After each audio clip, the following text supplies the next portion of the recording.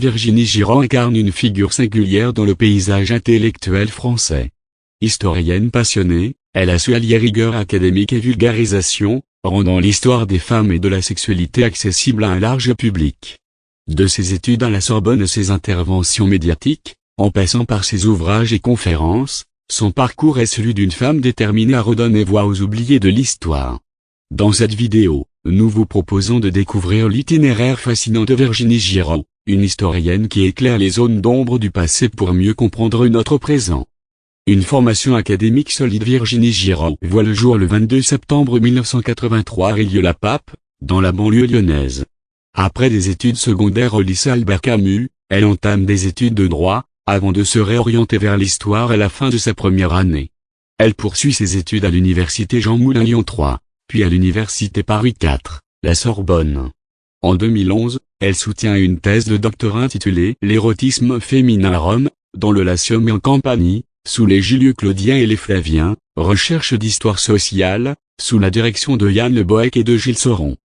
Cette recherche innovatrice explore la place des femmes dans la société romaine antique, en particulier à travers le prisme de la sexualité et des mœurs, offrant ainsi une perspective inédite sur cette époque. Une carrière médiatique florissante après sa thèse, Virginie Girand enseigne l'histoire romaine à l'Université populaire de Caen, fondée par Michel Onfray, de 2014 à 2016. Elle intervient également à l'Université Paris Diderot, dans le cadre de l'Université ouverte. Parallèlement, elle développe une carrière médiatique, animant des émissions de radio telles que Au cœur de l'histoire sur Europe 1, Histoire intime sur Fréquence protestante, et Entrée dans l'histoire sur RTL. Elle collabore également à des magazines tels que Lire, Le Point, Civilisation et Historia.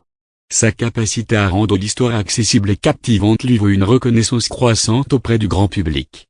Des ouvrages marquants. Virginie Girand est l'auteur de plusieurs ouvrages qui ont marqué le paysage littéraire historique.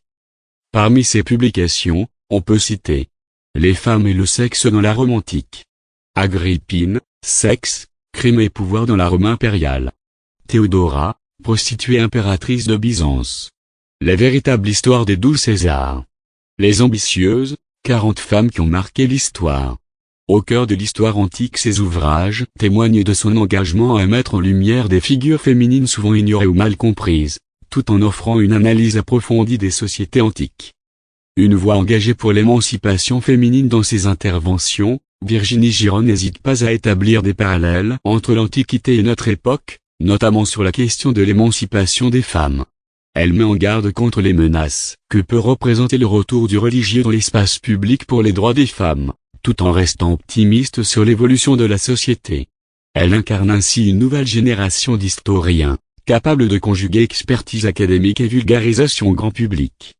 Le festival Pages d'Histoire. Soucieuse de rapprocher les historiens du grand public, Virginie Girand est la créatrice du festival annuel Pages d'Histoire à Saint-Raphaël. Ce festival, lancé en 2023, a pour objectif de créer un dialogue entre les historiens, les universitaires et le public à travers des conférences et des tables rondes.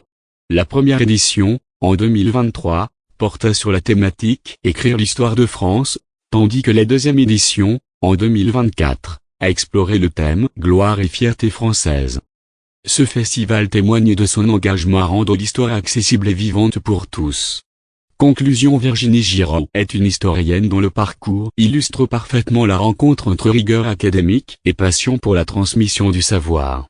Par ses recherches, ses ouvrages, ses interventions médiatiques et son engagement pour l'émancipation féminine, elle contribue à redonner voix aux femmes de l'histoire et à éclairer les enjeux contemporains à travers le prisme du passé. Son travail rappelle que l'histoire n'est pas figée, mais qu'elle est un miroir dans lequel se reflètent nos sociétés et nos valeurs.